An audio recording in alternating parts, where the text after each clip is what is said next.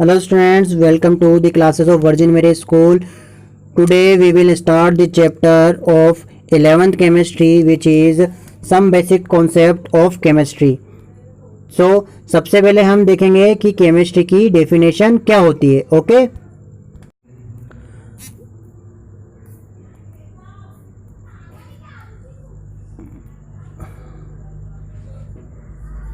तो देखिए बच्चों, हम केमिस्ट्री में क्या पढ़ते हैं. जो मैटर रहता है उसका कंपोजिशन, मैटर का स्ट्रक्चर, मैटर की प्रॉपर्टी और मैटर जो रहता है उसके बीच में इंटरेक्शन, मतलब डिफरेंट मैटर के बीच में इंटरेक्शन, अलग अलग मैटर्स के बीच में इंटरेक्शन. अब बात आती है कि आखिर मैटर होता क्या है.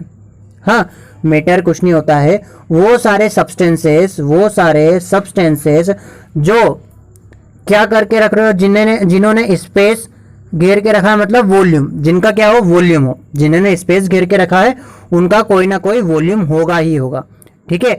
या फिर जिनके अंदर क्या हो, मास हो, जिनका खुद का अपना कुछ मास हो. ठीक है. तो उनको हम क्या बोलेंगे, उन सभी चीजों को हम बोलेंगे मैटर.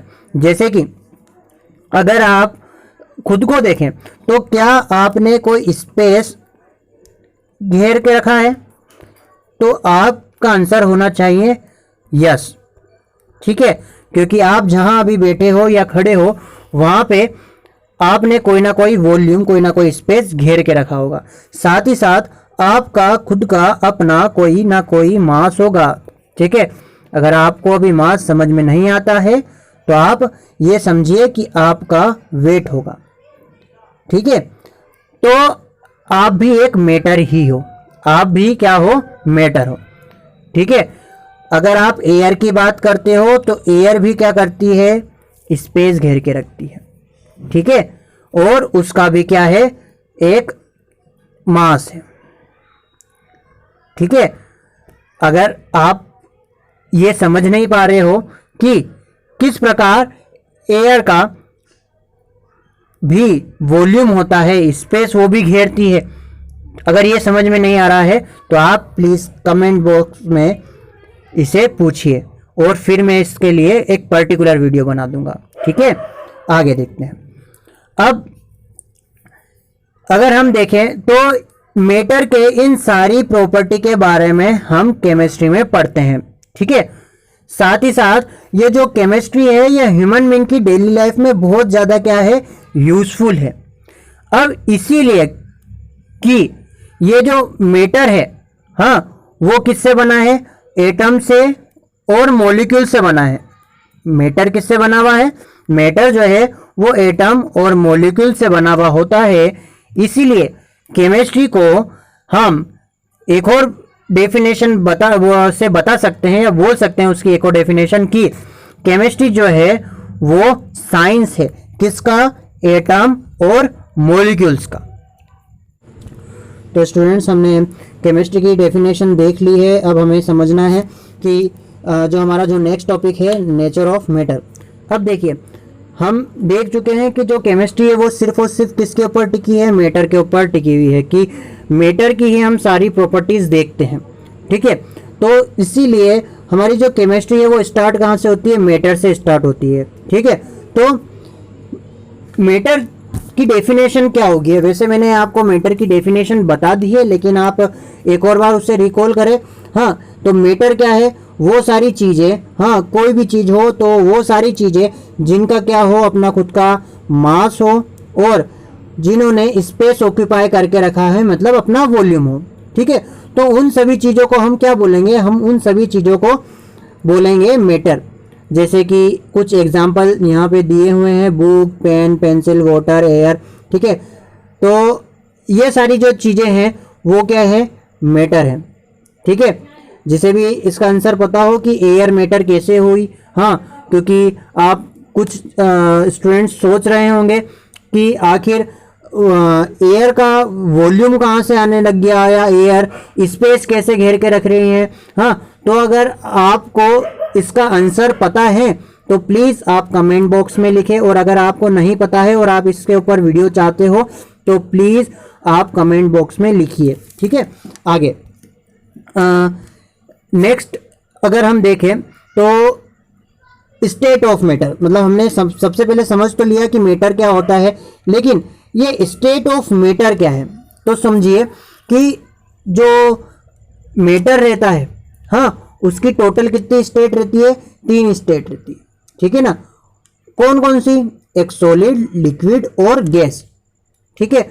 हम प्रीवियस क्लासेस में इन तीनों के बारे में अच्छे से पढ़ चुके हैं। हाँ, हमें पता है कि जो सॉलिड है उनके जो मॉलिक्यूल्स होते हैं, ठीक है, तो वो बहुत ज़्यादा क्लोजली पैक्ड रहते हैं। लिक्विड के थोड़े लूज हो जाते हैं, थोड़े से उसके जो पार्टिकल्स है, उसके जो एटम्स है, थोड़े दूर दूर हो जाते हैं। लेकिन हम जब गैस की बात करते हैं तो गैस जो रहती है वो दोनों के कंपैरिजन में अगर देखा जाए तो बहुत ज़्यादा उसके दूर मॉलिक्यूल्स या पार्टिकल्स जो रहते हैं या जो एटम्स रहते हैं वो बहुत ज़्यादा दूर दूर रहते हैं, बिखरे हुए रहते हैं, ठीक है। तो ये हम कैरेक्टर जो है किसके, सॉलिड, लिक्विड और गैस या मैटर के, हाँ, वो हम पहले ही अच्छे से डिफाइन कर चुके हैं, ठीक है। जैसे कि यहाँ पे अब कैरेक्टरिस्टिक्स दिए हैं, ठीक है, सॉलिड, लिक्विड और गैस के। तो देखिए सबसे पहला कैरेक्टर क्या बताया है सॉलिड का, कि सॉलिड जो है उसमें डेफिनेट वॉल्यूम होता है और डेफिनेट शेप होता है, ठीक है। जैसे कि कोई स्टोन है या कोई आयरन मेटल है, तो अगर वो आयरन मेटल कहीं पे रखा हुआ है तो इसका मतलब उसने कोई ना कोई स्पेस या कोई ना कोई जगह घेर के रखी है, तो उसका क्या होगा, वॉल्यूम होगा। हाँ, अब ऐसा नहीं होता कि आज ये कोई स्क्वायर शेप का हो या कोई भी शेप का हो और कल ये जो शेप है वो चेंज हो जाए, उसका जो शेप पहले था वही शेप रहेगा। वो बात अलग होती है कि वो कोरोड हो जाए, ठीक है। आगे लिक्विड जो है, लिक्विड का डेफिनेट वॉल्यूम तो होता है, मतलब वॉल्यूम हमेशा सेम रहेगा, लेकिन शेप जो है वो चेंज हो जाएगा। जैसे कि आपने एक ग्लास लिया, उस ग्लास में आपने वाटर फिल करा दिया। जब आप वाटर फिल कर दोगे, हाँ, तो अगर उस वाटर को आप कोई जग लोगे, आपने कोई जग लिया, अब इस वाटर को आपने क्या कर दिया, जग में डाल दिया, जग में आपने उसको फिल कर दिया। तो ऐसा नहीं होगा कि ये जो वाटर है उसका वॉल्यूम चेंज हो जाएगा, ठीक है। वॉल्यूम जो है वो फिक्स ही रहेगा। मान लीजिए कि आपने एक ग्लास में 200 या 200 ml आपने वाटर डाला, तो जब आप किसी जग में डालोगे, जग में आप इसे वाटर को फिल करोगे, तब भी वो 200 ही रहेगा, वो 200 ml ही रहेगा, ठीक है। तो वॉल्यूम तो क्या हो गया, वॉल्यूम तो हो गया फिक्स, लेकिन शेप जो है वो फिक्स नहीं हुआ। जब वो ग्लास में फिल करा गया था वाटर, तो वो ग्लास के शेप का हो गया था, हाँ, और जब वो जग में फिल करा गया था तो वो जग का उसने वाटर ने शेप ले लिया था। तो इसलिए लिक्विड जो रहता है उसका वॉल्यूम जो है वो तो फिक्स हो जाता है, लेकिन जो शेप है वो फिक्स नहीं होता, ठीक है। अब ये जो शेप है वो किसका शेप रहते हैं, जो भी कंटेनर में आप इसे फिल करोगे, आप इसे डालोगे, वो उस शेप का हो जाएगा। तो देखिए अब अगर हम गैस की बात करते हैं तो गैस जो रहता है ना ही उसका वॉल्यूम डेफिनेट होता है ना ही शेप डेफिनेट होता है, दोनों ही इनडेफिनेट होते हैं, ठीक है। अगर उसे हमने किसी कंटेनर में फिल करा तो वो कंप्लीटली ऑक्यूपाई कर लेगा उस स्पेस को, ठीक है ना। मतलब जो कंटेनर होगा उसके पूरे वॉल्यूम को, हाँ, कंटेनर के पूरे वॉल्यूम को वो क्या कर लेगा, मतलब वो कौन, गैस जो रहेगी वो ऑक्यूपाई कर लेंगे, मतलब उस पूरे कंटेनर में वो फैल जाएगी, ठीक है। इस बात से हमें क्या समझ में आता है कि वो कंटेनर में पूरा स्पेस घेर लेगी। अब देखिए, मान लीजिए हमारे पास 2 कंटेनर है, एक स्मॉल है एक बिग है। इस कंटेनर का वॉल्यूम जो है वो कम होगा किसके कंपैरिजन में, इस बड़े कंटेनर कंपैरिजन, मतलब इसका वॉल्यूम ज़्यादा। अगर हमने इस कंटेनर में कोई गैस फिल करके रखी है और उस गैस को हम अगर इस कंटेनर में फिल करवाएंगे, हाँ ट्रांसफ़र कर दिया हमने उसे, तो ये जो गैस थी इस कंटेनर, इस छोटे कंटेनर में, तो वो इस बड़े कंटेनर में, इस बिग कंटेनर में वो पूरी तरह से फिल हो जाएगी। इसका मतलब क्या हुआ? इसका मतलब ये हुआ कि जब वॉल्यूम इसका यहाँ पे क्या था, कम था, और जब हमने इसे बड़े कंटेनर में फिल करा तो इसका वॉल्यूम ज़्यादा हो गया। मतलब ये वॉल्यूम जो है इसका कम ज़्यादा हो सकता है, इसका कोई वॉल्यूम फिक्स नहीं है। साथ ही साथ हमें एक और चीज़ क्या समझ में आई है कि हमने इसे स्टार्टिंग में छोटे कंटेनर में रखा था गैस को, जब हमने इसे ट्रांसफ़र करा बड़े कंटेनर में, फिल करा बड़े कंटेनर में, तो इसने बड़े कंटेनर का शेप ले लिया। स्टार्टिंग में इसका शेप जो था वो छोटा था, फिर जब हमने इसे ट्रांसफ़र करा बड़े कंटेनर में तो इसका शेप जो था वो बड़ा हो गया। तो इसका ना ही वॉल्यूम सेम है ना ही शेप चेंज सेम है, ठीक है, दोनों ही सेम नहीं है, दोनों ही डेफिनेट नहीं है, ठीक है। आगे देखिए, जो स्टेट ऑफ मैटर है, 3 स्टेट ऑफ मैटर है, हाँ, उसे हम क्या कर सकते हैं, चेंज कर सकते हैं, ठीक है ना। वो सॉलिड से लिक्विड, लिक्विड से गैस, और साथ ही साथ गैस से लिक्विड और लिक्विड से सॉलिड हो सकते हैं। कब? जब हम सॉलिड को हीट करेंगे, मतलब उसे उसका जो टेम्परेचर है वो हम बढ़ाएंगे, तो जब टेम्परेचर बढ़ाएंगे तो सॉलिड क्या हो जाएगा, लिक्विड में चेंज हो जाएगा।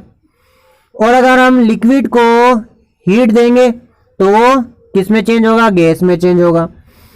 फिर जब इस गैस को हम कूल करेंगे, मतलब उसे हमने क्या कर दिया, ठंडा कर दिया। पहले तो हमने लिक्विड में जब था वो, तो उसे हम हीट करा था, लेकिन अब जब वो गैस में चेंज हो गया, तो गैस में अगर चेंज हुआ और उसको हम कूल करेंगे, मतलब ठंडा करेंगे, उसका टेम्परेचर कम करेंगे, तो क्या होगा, वो जो गैस है वो लिक्विड में चेंज हो जाएगी। अब जब इस लिक्विड को हमने क्या करा, और ज़्यादा ठंडा कर दिया, लिक्विड को हमने और ज़्यादा ठंडा कर दिया, तो जो लिक्विड है वो किस में चेंज होगा, सॉलिड में चेंज होगा। तो ये एक दूसरे में क्या हो सकते हैं, चेंज हो सकते हैं। ये स्टेट ऑफ मैटर जो है वो चेंज हो सकती है, तीनों स्टेट में एक दूसरे के साथ चेंजेस आ सकते हैं। ओके स्टूडेंट्स, आज के लिए सिर्फ इतना ही। हम मिलते हैं इसी चैप्टर के नेक्स्ट पार्ट में। Thank you.